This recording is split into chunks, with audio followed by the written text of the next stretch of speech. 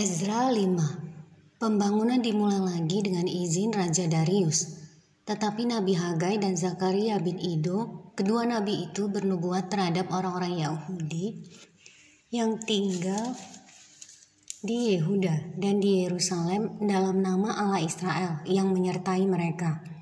Pada waktu itu mulailah Zerubabel bin Sealtiel dan Yesua bin Yozadak membangun rumah Allah yang ada di Yerusalem.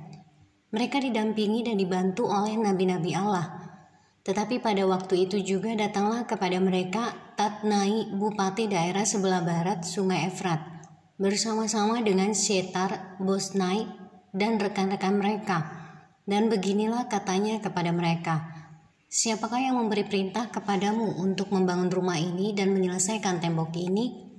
Lalu katanya pula kepada mereka, "Siapakah nama-nama orang yang mendirikan bangunan ini?" Tetapi mata Allah mengamat-amati para tua-tua orang Yahudi, sehingga mereka tidak dipaksa berhenti oleh orang-orang itu sampai ada berita diterima oleh Darius, dan kemudian dikirim kembali surat jawaban mengenai hal itu.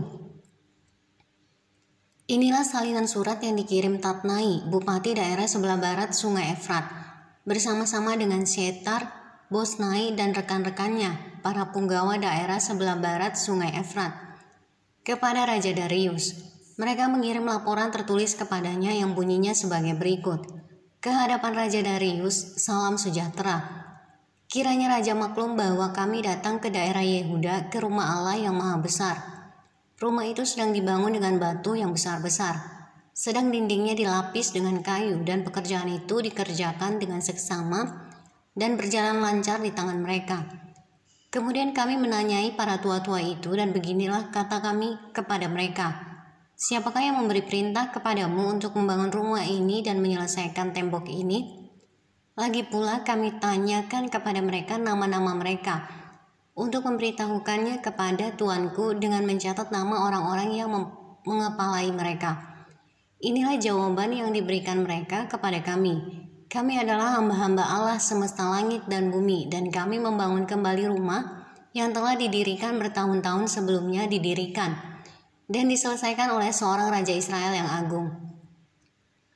Tetapi sesudah nenek moyang kami membangkitkan murka Allah semesta langit, mereka diserahkannya ke dalam tangan Nebukadnezar, Raja negeri Babel, orang Kasdim yang merusak rumah itu dan mengangkut bangsa itu sebagai tawanan ke negeri Babel.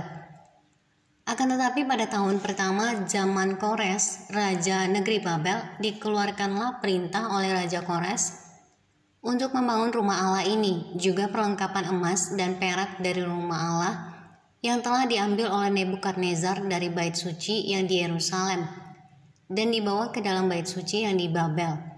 Diambil pula oleh Raja Kores dari bait suci yang di Babel itu dan diserahkan kepada seorang yang bernama Sesbazar yang telah diangkatnya menjadi bupati.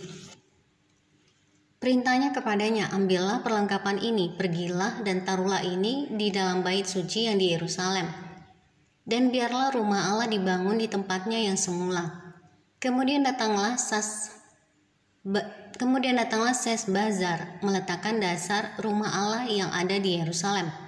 Dan sejak waktu itu sampai sekarang dikerjakanlah pembangunannya, hanya belum selesai.